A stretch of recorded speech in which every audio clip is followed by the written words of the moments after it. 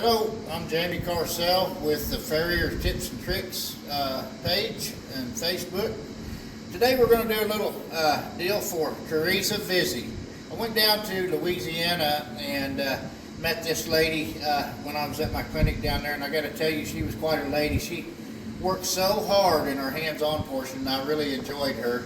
And she asked me if I would teach how all the different blows went, when to use the flat face of the hammer and when to use the round face of the hammer, and just some of the different blows that we go through. So I thought I'd do that for Teresa today, and here we go. Okay, so the first blow we're going to talk about is just basically a flat face blow, where you use the flat side of your hammer to put a flat face blow on your piece. Right straight over the center of your piece, you're putting a flat face blow on there. Okay? Then the next blow we're going to talk about would be your overlapping blow.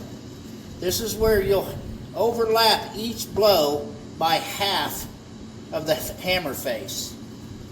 So this will hit, overlap half the blow, overlap half the blow. That's right down the center of the material. That's an overlapping blow.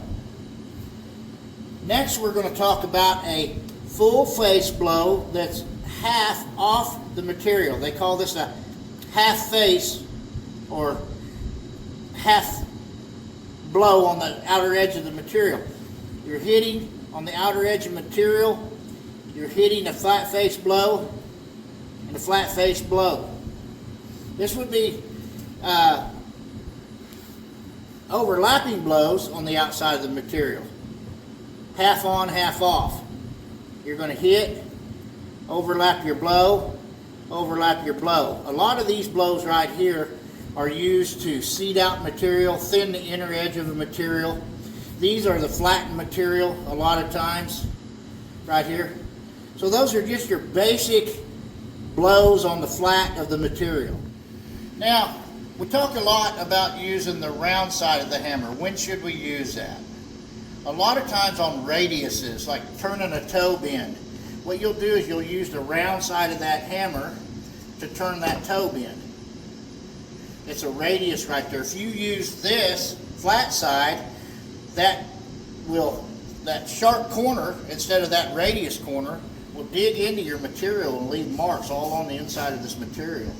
So a lot of times we use this round side of the hammer right there to do that with.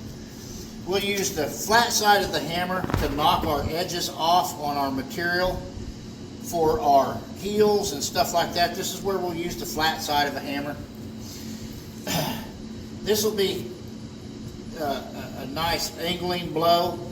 Sometimes we will put a glancing blow on that to help knead that material in. Then we have the round side of the hammer to bump material. So what I like to do is when I bump material, I will use the round side of my hammer. Now, I've seen a lot of guys at Blacksmith, some of the younger guys at Blacksmith, they like to use the flat side. They'll use the toe, they'll use the heel, they use the flat side. I was always taught by my mentors to use the round side and to hold it at a diagonal, so you're always hitting the mass of the material. You're not just hitting it flat, making it go this way, or hitting it flat, making it go this way. You're hitting to where it's a diagonal and keeping the mass of that metal from bending so much. So I use the round side of the hammer when I'm bumping or upsetting material. Then I like to use a shearing blow. This is your anvil right here, the heel of your anvil. And if you have your like a heel cock over the edge of your anvil right there, you'll hit the round side shearing with the round side of your hammer. So this hammer will come down, and the heel of that radius is shearing this material over this anvil to make this nice ag heel. We're going to talk a little bit about a shearing blow right now. If Nate will get right here, you'll see this thing shear off. You're pushing a little bit into this corner right here, and you'll see it shear off one way or the other. You hit here on the diagonal, hit here on the diagonal, flatten it a little bit. This is a whole face flat blow. You'll come back up here and you'll push it again and shear. You're shearing this off the anvil with the round side of your hammer. Then you turn to your flat and you flatten everything right there. So that's a little bit of a shearing blow we want to talk about. We're going to start talking a little bit about hitting the tools. So what do we want to hit the tools with? Well, I like to hit the tools with the round side of my hammer. So I'll hit you've not got a lot of surface here, and if you hit with the flat side of the hammer, there's more surface area there than there is with that. That is going to find its home better than that. The flat on the tool always seems to want to glance off. The round on the tool always finds its mark.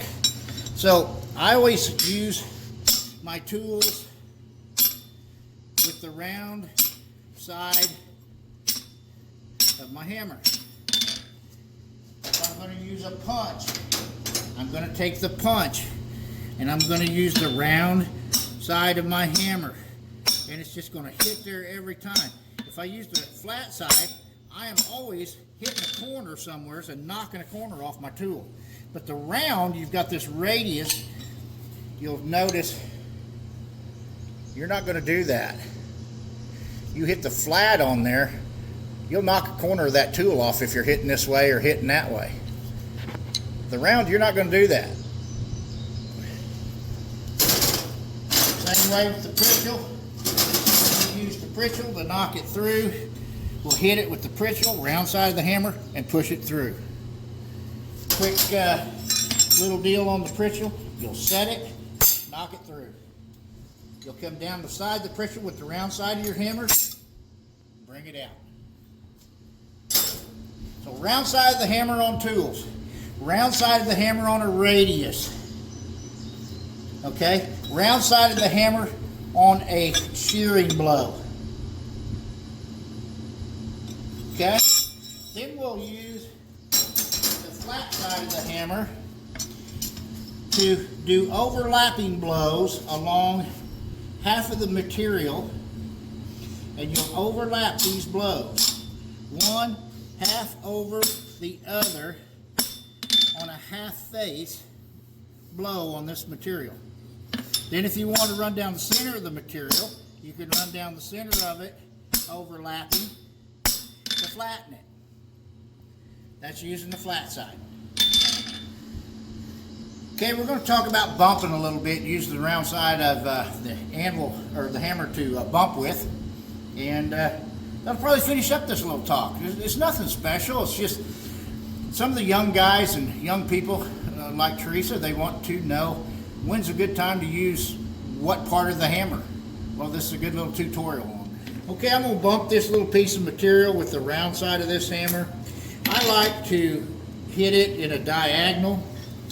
I was told a long time ago, whenever I learned to bump by Bob Marshall, to hit it in these diagonal, right in the center. In the diagonal, one way or the other. So I was taught to hit it in the diagonal because he said that if you hit it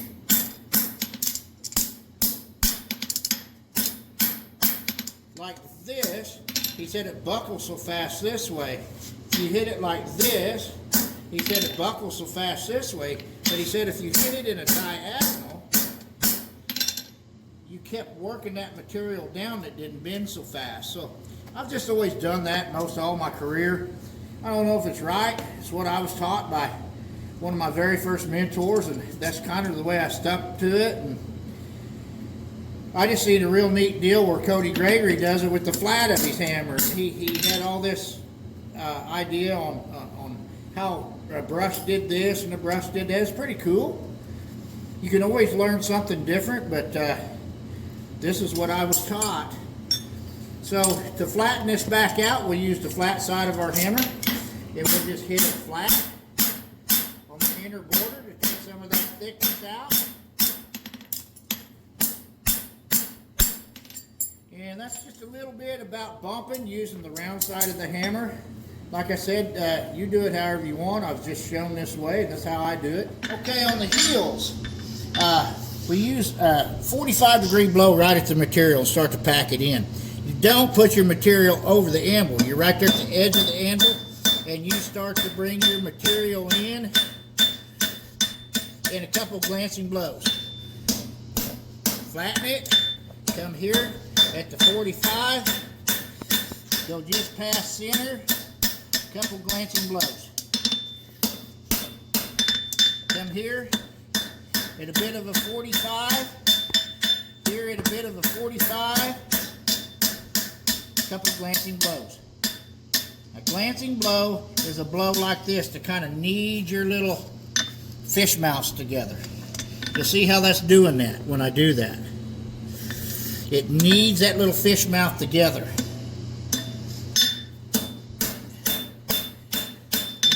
By knocking if we just knock the edges off there, a couple glancing blows, a couple packing blows, we don't have too bad a little hind heel right there.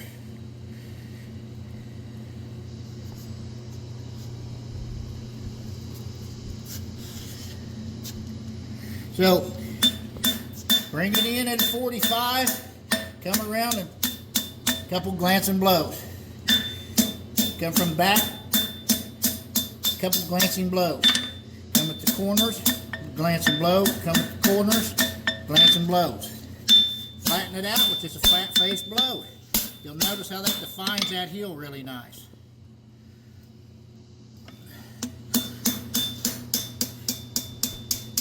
Knock your corners off if you get any kind of corners or anything.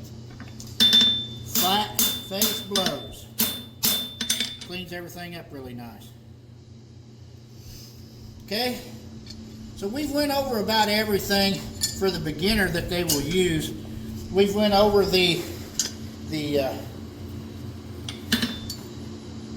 whole face, flat face blow. We've went over the overlapping whole face blow. We've went over the overlapping blow. We've went over the half face overlapping blow.